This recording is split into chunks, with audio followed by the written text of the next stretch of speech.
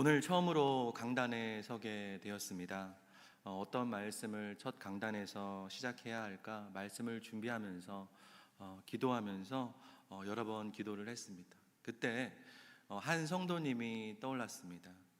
예전에 한 성도님과 대화를 나눈 적이 있었는데요. 그분께서 이런 고백을 하셨습니다. 목사님, 저는 지금까지 신앙생활을 참 오래 해온 것 같습니다.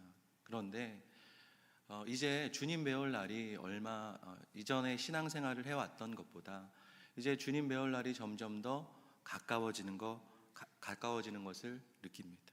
그런데 주님을 뵙기 전에 한 가지 마음에 걸리는 일이 있다라고 말씀을 하시더라고요.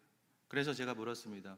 무엇이 그렇게 마음에 걸리시나요? 라고 물었더니 주님을 뵙기 전에 정말 주님 앞에 서는 그날이 올 것인데 그때까지 주님 앞에 정말 온전한 교회로 서가고 싶다. 그리고 주님이 기뻐하시는 교회 공동체를 이루다가 주님 앞에 서고 싶다라는 말씀을 하시더라고요. 그분의 고백 속에는 주님을 향한 사랑과 주님이 원하시는 교회 공동체를 향한 갈망이 느껴졌습니다. 사실 저도 마찬가지입니다. 목사로서 신앙생활을 하고 있지만 주님이 원하시는 교회가 무엇일까? 또 그리고 우리가 어떤 모습일 때 주님이 기뻐하실까? 정말 많이 고민합니다. 또 동시에 주님이 기뻐하시는 교회 공동체를 세워나가는 것이 제 삶의 가장 큰 꿈이기도 합니다. 오늘 이 새벽에 여러분들과 함께 이 꿈을 함께 나누고 싶습니다. 어떤 거창한 신학 강의가 아니라 오늘 한 단어에서 시작을 하고 싶습니다. 이 단어는요, 에클레시아라고 하는 단어입니다. 바로 교회이죠. 예수님께서 처음으로 당신의 공동체에게 붙이신 이름이기도 합니다. 이 이름 안에는 주님이 꿈꾸는 교회의 모습이 담겨 있습니다. 오늘 본문 말씀인 마태복음 16장 13절 말씀을요, 한번 다시 같이 한번 봉독해 보기를 소망합니다. 예수께서 빌립보 가이사랴 지방에 이르러 제자들에게 물어 이르시되 사람들이 인자를 누구라 하느냐. 오늘 이 사건이 일어난 장소를 주목해 보십시오. 어디입니까? 가이사랴 빌립보라고 하는 지역이에요. 그래도 성경을 읽다 보면 많이 등장하는 지명이죠. 그런데 이 장소가 구체적으로 어떤 곳인지를 아시면 오늘 본문 말씀이 더욱더 새롭게 읽히게 됩니다. 이 가이사랴 빌립보라고 하는 지역은요, 우리가 너무나 잘 알고 있는 갈릴리 호수에서 북쪽으로 한 25마일 정도 올라가면 위치한 도시입니다. 우리가 LA에 살기 때문에 가장 높은 산이 어디서든 보이잖아요. 마운틴 발디인가요? 거기가 가장 높은 산으로 알고 있는데 그냥 눈이 겨울에도 눈이 덮일 정도로 우리가 어디서도 저기 높은 산이 있구나 라고 그 산이 보이죠. 그런데 이 가이사랴 빌립보라고 하는 이 도시는요, 이 이스라엘에서 가장 높은 산인 헐몬산의 바로 산기슭 올라가는 초입에 있는 도시가 바로 가이사랴 빌립보예요. 그래서 이 헐몬산에서 나오는 그 물들이요, 지금 갈릴리 호수로 흘러가고, 그래서 요단강의 이 발원지가 바로 이 가이사랴 빌립보에 있습니다. 이 도시의 이름은요, 원래 파네아스라고 하는 도시의 이름이었어요. 그리스 신화에 보면요, 판이라고 하는 신이 등장하는데요, 이 상반신은 사람이고 하반신은요 염소의 형상을 하고 또 머리에 뿔을 달리고 있는 신이에요. 이 신은요 목축과 야생, 자연을 관장하는 신인데 지금 이 판신을 숭배하는 그 신전이 바로 이 가이사랴 빌립보에 있는 것이죠. 거기에 이 판신을 섬기는 거대한 동굴 신전이 있어서 파네아스라고 하는 이름을 붙이고 있는데 여러분 한번 상상을 한번 해보십시오. 뒤에는 헐몬산이라고 하는 거대한 산이 있고 지금 그 산기슭 밑에는요 큰 절벽이 있습니다. 그런데 그 절벽에 커다란 동굴이 있는 거예요. 그런데 그 동굴에서 지금 샘이 콸콸콸 쏟아져 나오고 있는 모습을 한번 상상해 보십시오. 당시 사람들은 이 동굴 깊은 곳에서 나오는 이 샘물이요, 저 밑 어둠, 시면과 연결되어 있다고 믿었어요. 그 어둠 깊은 곳에서 지금 샘물이 나오는데, 그들은요 이 동굴을요 그래서 저승의 문이라는 이름을 붙였다라는 거죠. 그러니까 이 판신에게 이 동굴 앞에서 늘 제사를 드리던 장소였던 거예요. 그런데 이 도시에 또 하나 다른 특징이 있는데, 본붕왕 헤롯 빌립 2세가 이 도시를요 대대적으로 이제 확장하고 재건축하면서요, 로마 황제 가이사 아구스도의 이름과 자신의 빌립의 이름을 합쳐서 빌립보의 가이샤랴 빌립보라는 이름으로 이 도시 파네아스라고 하는 도시의 이름을 개명하게 됩니다. 그래서요 그곳에는요 황제를 숭배하는, 이제 황제를 기리기 위한 신전을 이 동굴의 왼쪽에다가 하얀 새하얀 대리석으로 어마어마하고 의리하게 가이사 아구스도의 신전을 지어 놨습니다.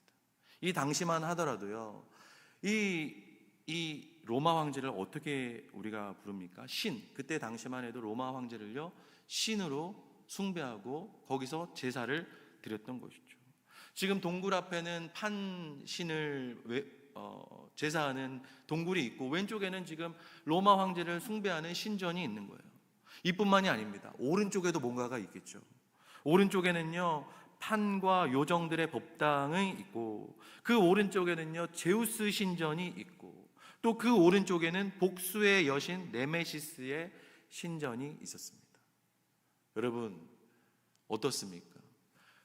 여기는요 지금 신전들의 집합소인 거예요. 얼마나 의리의리하고 얼마나 화려했겠냐라는 거예요. 그러니까 가이사랴 빌립보는 오늘날로 말하면 화려한 이방 신전들의 화려한 백화점이었습니다. 한마디로 이것은 세상의 권력과 종교에 집약된 세상적인 위엄이 한데 모인 너무나 의리의리한 장소였다라는 것이죠. 그런데 예수님께서 바로 이 장소에서 지금 제자들에게 질문을 던지고 계신 거예요. 이것은요 우연이 아닙니다. 예수님께서 어떤 목적과 뜻이 있었기 때문에 지금 이 말씀을 이 장소에서 하고 계신 것이죠. 이런 세상의 모든 권력과 종교적 위엄이 가득한 그 배경 앞에서 예수님은 제자들에게 이렇게 물으십니다. 사람들이 인자를 누구라 하느냐? 그리고 이어서 더 날카롭게 질문을 던지십니다. 너희는 나를 누구라 하느냐? 이에 베드로가 대답합니다. 주는 그리스도시요 살아계신 하나님의 아들이시니이다. 이 고백은요 그냥 나온 고백이 아닙니다. 여러분, 베드로는 어떤 사람입니까? 성품이요 거친 사람이에요. 성격이 급한 사람입니다. 그런데 그의 입에서 이렇게 차분하고 이런 위험 있는 고백이 나올 수 있었다는 것은 정말 놀라운 일이죠. 그런 베드로가 이 말을 한 거예요. 예수님이 설명을 해 주십니다. 이를 내가 알게 한 이는 혈육이 아니요 하늘에 계신 내 아버지시니라. 아멘. 그러니까 베드로가요 깨달은 것이 아닙니다. 하나님께서 은혜를 주셔서, 하나님께서 감동을 주셔서 그가 이런 고백을 할 수가 있게 된 것이죠. 이것이 우리 신앙 고백의 본질입니다. 우리가 예수님을 주님이라고 고백할 때 그것은 내 영적인 능력의 결과가 아니라 하나님의 은혜의 선물이고, 그리고 그 선물의 은혜 안에서 우리가 주님을 주로 고백할 수가 있게 되었던 것이죠. 그런데 오늘 본문에서 제가 가장 주목한 것은 이 고백 바로 위에서 예수님은 전혀 예상치 못한 선언을 하고 계신다라는 것이죠. 우리 18절 말씀을 우리 함께 읽어보겠습니다. 또 내가 내게 이르노니 너는 베드로라. 내가 이 반석 위에 내 교회를 세우리니 음부의 권세가 이기지 못하리라. 지금요 예수님께서 뭐라고 말씀하십니까? 내 교회를 세우리니 라고 말씀했습니다. 여기서 교회라고 번역된 그리스어는요, 에클레시아입니다. 예수님은 주는 그리스도시오라는 이 고백 위에 내 에클레시아를 세우겠다라고 선언하십니다. 이것이 바로 교회의 출발점입니다. 이 에클레시아는요, 건물이 아닙니다. 또 에클레시아는요, 어떤 프로그램이 아닙니다.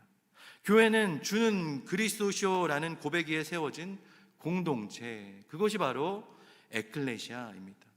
여기까지는 우리가 너무나 잘 아는 말씀입니다.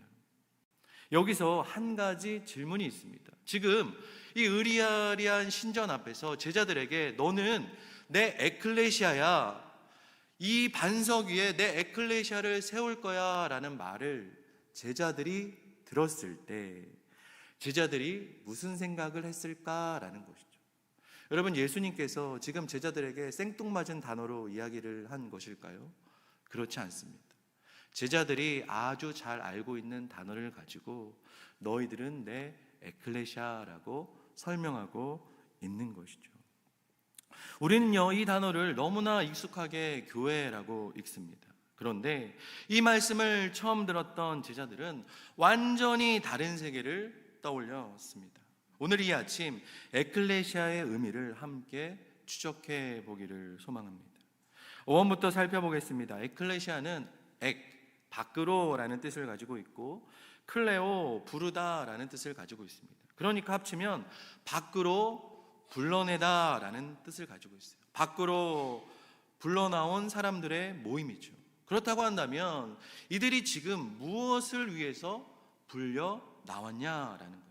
이 단어의 의미를 추적하려면 고대 그리스까지 올라가야 합니다. 고대 아테네는요, 민주주의가 처음으로 시작된 곳이었어요.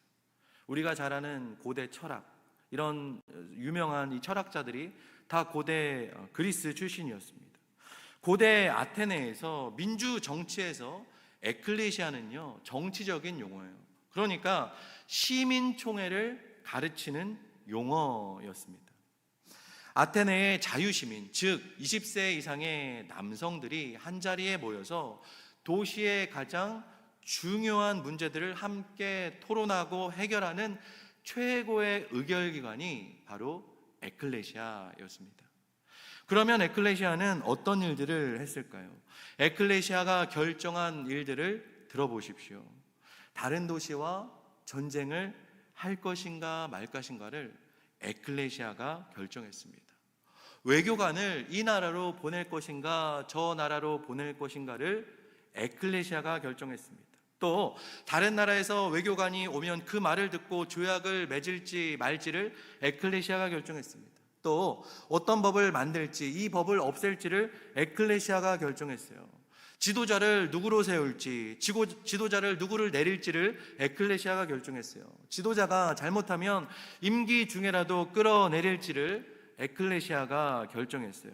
도시를 위해 헌신한 사람에게 면류관을 씌워줄지를 에클레시아가 결정했어요. 외국인에게 아테네 시민권을 줄지 말지를 에클레시아가 결정했다라는 거예요. 도시의 모든 중요한 결정이 이 에클레시아를 통해서 결정되었습니다. 그래서 학자들은 에클레시아를 이렇게 정의했습니다. 에클레시아는 아테네 민주주의의 정점에 있는 최고의 결정 기관이다 라고 그랬어요. 에클레시아는요, 주로 그리스에 있는 아테네의 푸닉스 언덕에서 열렸습니다. 아테네 사람들이 우리 집회하러 올라가자라고 할 때는 그 푸닉스 언덕에서 올리는 에클레시아를 의미했습니다. 얼마나 많은 사람들이 그 에클레시아에 모였을까요? 에클레시아가 고대 기록에 따르면 에클레시아가 한번 열릴 때마다 5,000명이나 되는 시민들이 모였다고 합니다. 또 더욱더 중대한 사항, 이 나라의 이 도시의 흥망성쇠가 결정해야 되는 중요한 회의에서는 6,000명 이상의 사람들이 모였다고 합니다. 그리고요, 에클레시아가 얼마나 자주 열렸냐면 1년에 40차례 정도가 열렸다고 합니다. 그러니까 저희가 1년이 52주이니까 거의 매주 한 번, 혹은 2주일에 한 번은 그 푸닉스 언덕에 에클레시아를 하러 올라갔던 것이죠. 그래서 도시의 운명을 함께 결정했습니다. 에클레시아가 열릴 때마다 전령관 퀘릭스가 큰 소리로 외쳤습니다. 여러분, 에클레시아가 소집되었습니다. 시민들은 모이십시오! 라고 전령관이 도시를 향해 큰 소리로 외쳤습니다. 그 소리를 듣고 푸닉스 언덕으로 올라가는 수많은 시민들을 한번 상상해 보십시오. 그 모임이 바로 에클레시아였습니다. 고대 그리스 사회에서 이 평민, 이 저와 같은 평범한 소시민들은요, 혼자 할 때는 아무런 힘이 없습니다. 그런데 에클레시아로 모이면 다릅니다. 그 도시의 주권자가 됩니다. 무력한 개인이, 힘이 없는 개인이 최고의 주권자로 변환되는 자리가 바로 에클레시아였습니다. 이제 우리가 다시 한번 가이사랴 빌립보로 돌아가 보겠습니다. 지금 예수님께서 제자들을 보고 말씀하십니다. 이 한쪽에는 이 로마 황제를 섬기는 대리석으로 된 의리의리한 신전과 판신을 신전과 웅장하고 화려한 신전들과 거대한 산과 어마어마한 동굴 앞에서 시면에서 물들이 콸콸콸 흘러나오는 장소가 대비되고 있습니다. 반면에 이쪽은 누구입니까? 예수님의 12명의 제자들입니다.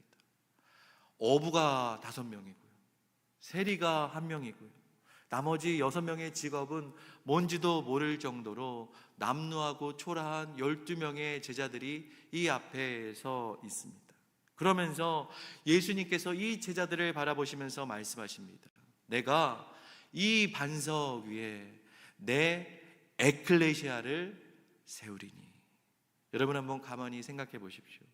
제자들이 이 말씀을 들었을 때 얼마나 충격을 받았겠습니까? 아, 예수님 뭐라고요? 저희가 예수님의 에클레시아라고요?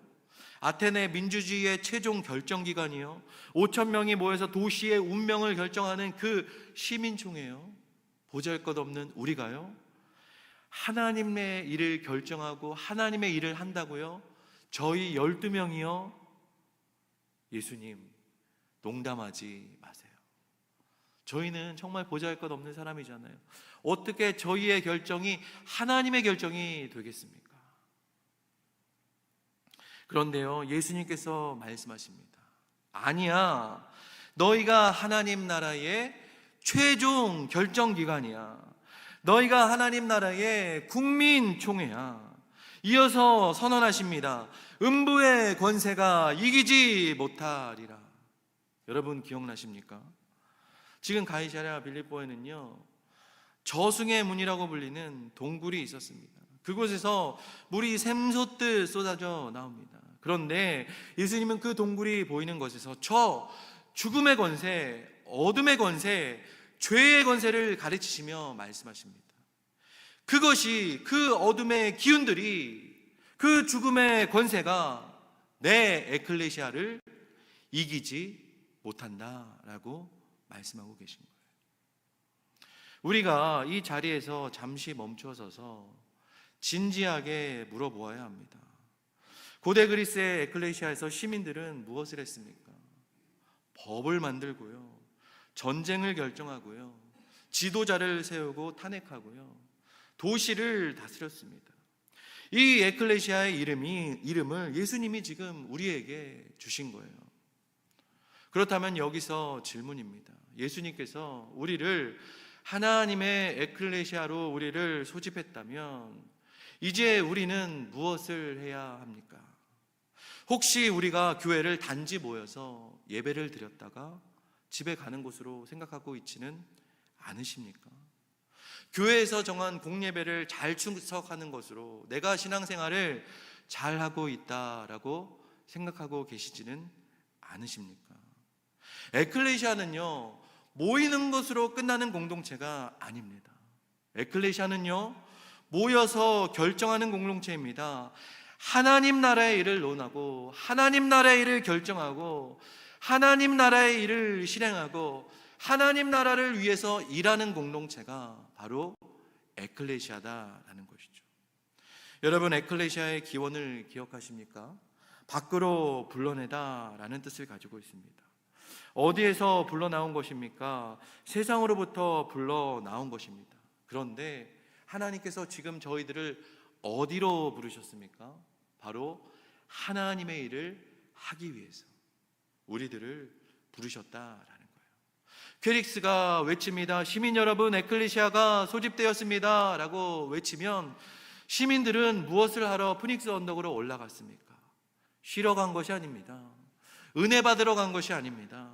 도시의 일을 하기 위해서, 우리 도시가 더 잘 되기 위해서, 우리 도시가 올바른 길로 나아가기 위해서 지금 일을 하러 간 것입니다.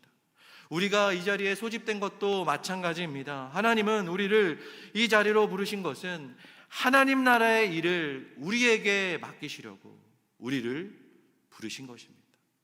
사랑하는 성도 여러분, 교회의 일은요, 에클레시아의 일은요, 목사님이나 장로님이나 권사님만 하는 것이 아닙니다.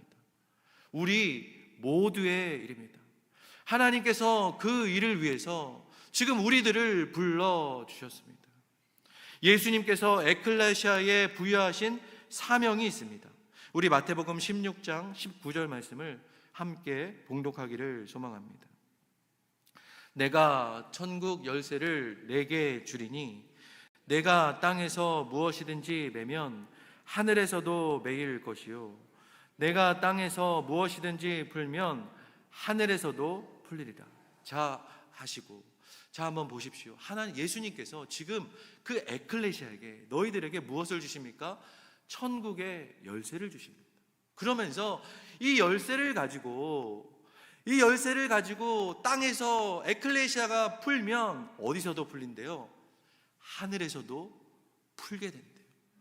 너희들이 하는 일, 너희들이 주님으로 하나님 나라의 일들을 하는 그 결정들, 너희들이 하나님의 마음을 품고 하는 그 일들을 누가 인정해 주신다는 거예요? 하나님께서 인정해 주시겠다라는 거예요. 이것이 바로 에클레시아에게 주신 권세입니다. 고대 아테네 에클레시아가 도시의 전쟁과 평화를 결정했다면 예수님의 에클레시아는 이 땅에서 하나님 나라의 일을 결정합니다. 기도로 묻고요, 기도로 풉니다.